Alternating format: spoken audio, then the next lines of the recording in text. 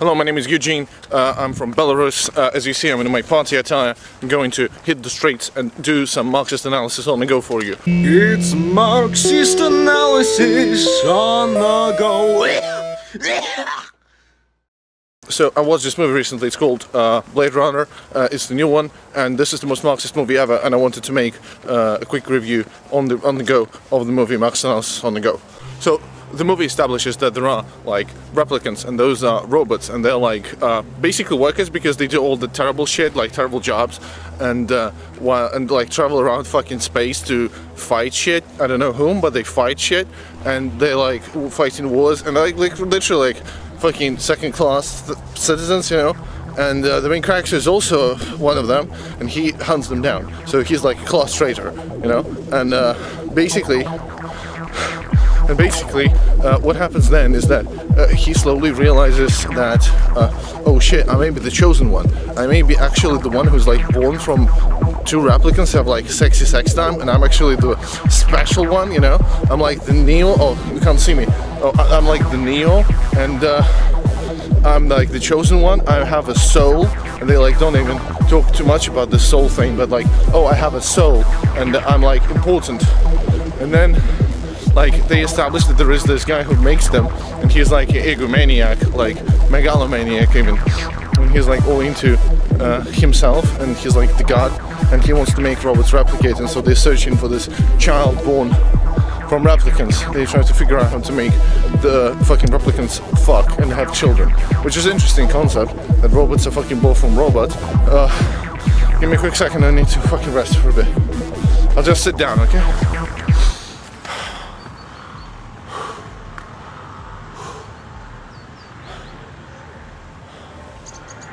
Okay, let's go. And then they're like, yo, you may be this child, and you may be this, you know, child that was born from replicants. And he's like, yo, I remember there was a memory of this little horse thing, and if I find this horse thing, I may like actually be the guy. And he's like, what the fuck? And he goes to this place and he finds this horse. He's like, yo, I'm actually the chosen one.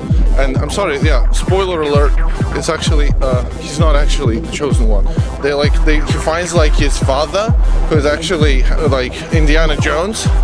And he's like, yo, then they capture them, and they rescue the guy, the main protagonist, the drive guy.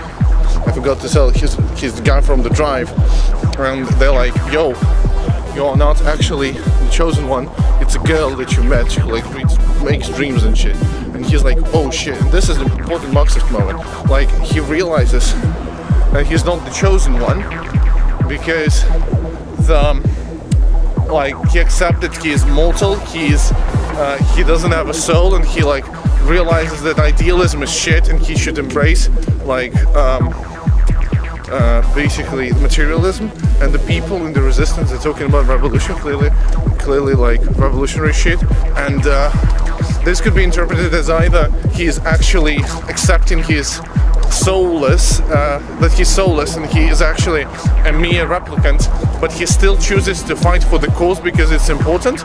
He realizes that he's part of the workers' movement, like a movement for liberation of the replicants. And like this could also be interpreted as a revolutionary sacrifice, self-sacrifice, where he understands that without his help, it is impossible to fight this movement. This movement is important.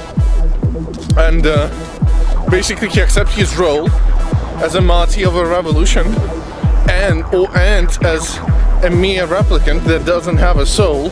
And he like kills this woman who's like a clear class traitor because she's like a helper of the Joker, and then she's like, I am